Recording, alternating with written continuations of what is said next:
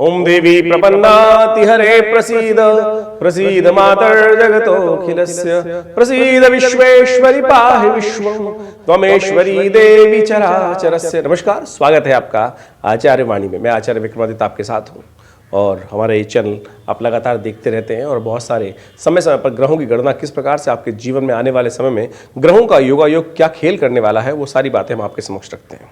तो कर्क राशि वालों के लिए जनवरी का अंतिम भाग क्या कुछ लेके आ रहा है, भाग्य में कैसे आगे बढ़ने के रास्ते बनने वाले हैं, बच्चों के लिए कैसा रहेगा, संतान के लिए कैसा रहेगा, परिवार के लिए कैसा रहेगा, ग्रहों का योगायोग व्यवसाय नौकरी इत्यादि में कहाँ से लाभ होने के योग बनने वाले हैं, सारी बातें हम आपको बताते हैं। कर्क राशि के दृष्टिकोण से यदि देखा जाए तो वैसे पूरे यदि हम कर्क राशि को देखें तो बड़ी सौम्य राशि मानी जाती है और कई प्रकार के अच्छे गुण इसके अंदर विद्यमान होते हैं। लेकिन इन दिनों बड़ा विचित्र प्रकार का योग बन रहा है आपकी राशि के अनुसार से। एक बात का आपको ध्यान रखना चाहिए, जितना आप धर्म में आस्था जगाएंगे ना, उतना ज़्यादा आपके जीवन में कल्याण का योग बनेगा और जितने भगवान से रुष्ट होंगे, कई बार हो जाता है जीवन में जिस प्रकार का योग कि हमको भगवान से, ऊपर वाले से कई बार कई प्रकार की ऐसी हो जाती है कि ऊपर वाले ने हमारे लिए कुछ किया ही नहीं।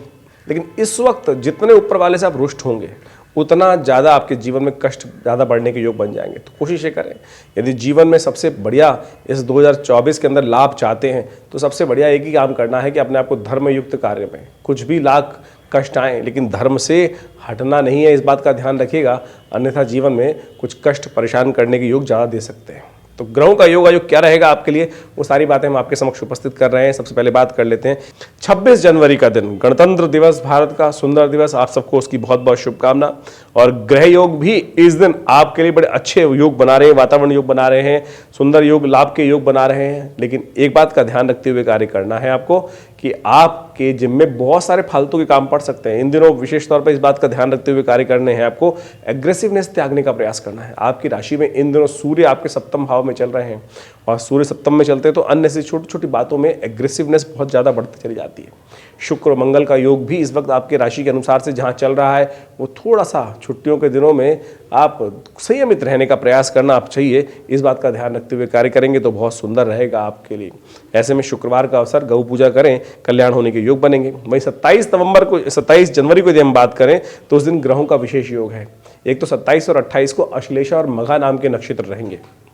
जो जातक इस दिन जन्म ले रहे हैं उनको इस बात का ध्यान रखना चाहिए, हमारे घरों में विशेष तौर पर जो बच्चे जन्म लेते हैं उनकी मूल शांति अवश्य करानी चाहिए। नहीं तो क्या होता है, कई बार मूल शांति न कराने की वजह से जीवन में कई प्रकार के भार परेशान करने के योग बना देते हैं। तो इस बात का ध्यान रखिएगा। 27 और 28 तारीख को मूल नक्षत्र अश्लेषा और मघा नाम के 2 नक्षत्र विद्यमान रहेंगे। तो ऐसे में उन जो भी जातक जिन घरों में जन्म ले रहे हैं उनके माता पिता को इस बात का ध्यान रखना चाहिए। हमने ये प्रत्यक्ष रूप से देखा, जब जातक हमारे पास जन्मपत्ति दिखाने आते हैं तो हमने देखा ग्रह बिल्कुल बहुत अच्छे हैं, कोई ग्रह अशुभ नहीं चल रहा है, लेकिन फिर भी उनका फल नहीं प्राप्त हो रहा है। जब जाना गया कि मूल शांति हुई थी बचपन के बाल्यकाल में, बोले हमारे माता पिता तो विश्वास नहीं करते हैं। तो हमने मूल शांति का यज्ञ कराया 27 दिन का और उसके बाद परिवर्तन का योग देखा कि जो ग्रह अनुकूलता होते प्रदान करते हुए भी अपना प्रभाव नहीं दिखा रहे थे, लेकिन उन्होंने उसके बाद परिवर्तन का योग सुंदर बनाया। तो इस सिद्धांतिक तौर पर इस समस्त बातों को ध्यान रखते हुए कार्य करने का प्रयास करना चाहिए। ग्रह आपके अनुकूल हैं, लाभ के योग प्रशस्त करते दिखाई दे रहे हैं और ऐसे में माता जी का आशीर्वाद लेकर, भगवती का आशीर्वाद लेकर जो भी कार्य करोगे कल्याण के योग बनेंगे। शनिवार का अवसर है, विशेष तौर पर एक बात का ध्यान रखें, उड़द की दाल का दान, हनुमान जी का पूजन करेंगे तो सब शुभ होगा। 28 जनवरी को जैसा हमने कहा कि मघा नक्षत्र विद्यमान रहेगा तो मूल शांति का ध्यान रखिएगा जो बच्चे जन्म लें।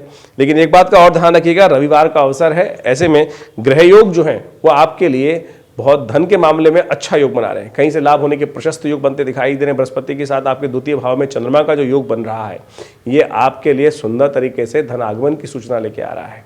ट्रेडिंग संबंधित लाइन में लाभ की स्थिति प्रशस्त कर सकता है और सम्मान में वृद्धि करने के योग बना सकता है। लेकिन ध्यान रखिएगा, शाम को 6:35 से भद्रा विद्यमान हो रही है, तो उस 6:35 के बाद नए कार्यों को करने से बचना चाहिए, अन्यथा भद्रा दोष लगता है और फिर कार्यों में विघ्न उपस्थित होने के योग बन जाते हैं। वहीं 29 जनवरी की यदि हम बात करें तो उस दिन विशेष तौर पर चतुर्थी तिथि है और सोमवार का अवसर है और उस दिन संकष्टी चतुर्थी और सुंदर तरीके से तिलकुटा चतुर्थी का योग बन रहा है। कहा जाता है कि भगवान गणेश को तिल से बने हुए लड्डू अर्पित करने चाहिए और समस्त कष्टों को दूर करने के लिए सोमवार और चतुर्थी का सुंदर योग बना है। ऐसे में भगवान शिव के समस्त परिवार का पूजन करते हुए हमको समस्त कार्य करने का प्रयास करना चाहिए। ग्रह आपके अच्छे दिखाई दे रहे हैं, धनागमन का योग सुंदरता से बनता दिखाई दे रहा है, लाभ के योग बनते दिखाई दे रहे हैं, सम्मान में वृद्धि के योग ग्रह पूरी तरह से आश्वस्त कर रहे हैं, आगे बढ़ने के योग बना रहे हैं। 30 तारीख को यदि हम बात करें तो उस दिन जनवरी को पंचमी तिथि है, मंगलवार का अवसर, माघ मास की विशेष तौर पर चंद्रमा का परिवर्तन है, सर्वार्थ सिद्ध योग सुंदर तरीके से विद्यमान है और ये लाभ के योग अच्छे बना रहा है, आगे बढ़ने के योग प्रशस्त कर रहा है आपके लिए।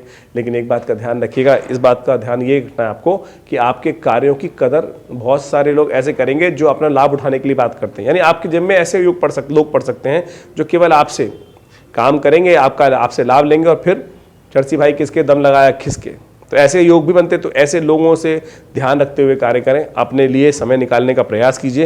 ये ग्रहों का योग आपके लिए बड़ा अनुकूल है, अच्छे योग बना रहा है, मंगलवार का अवसर है, कोशिश करें हनुमान जी का स्तवन करें, कष्टों को दूर करने के योग बनेंगे, सर्वार्थ सिद्धि योग विद्यमान है, नए कार्य आरंभ करने के लिए दिन अच्छा है। 31 जनवरी को षष्ठी तिथि है, बुधवार का अवसर है और ग्रहों का योग आपके लिए आज भी अच्छा बना हुआ है, लेकिन थोड़े खर्चे बढ़ने के योग दिखाई देते हैं और खर्चे बढ़ने के लिए थोड़ा सा खर्चे परेशान कर सकते हैं। ध्यान रखते हुए कार्य करें, अपनी सीमा देखते हुए, विशेष तौर पर दूसरे लोगों पे ज़्यादा ना खर्च करने में, दिखावे के चक्कर में बहुत सारे अननेसेसरी खर्चे आपके जेब में पड़ सकते हैं। इन बात का ध्यान रखते हुए कार्य करना चाहिए।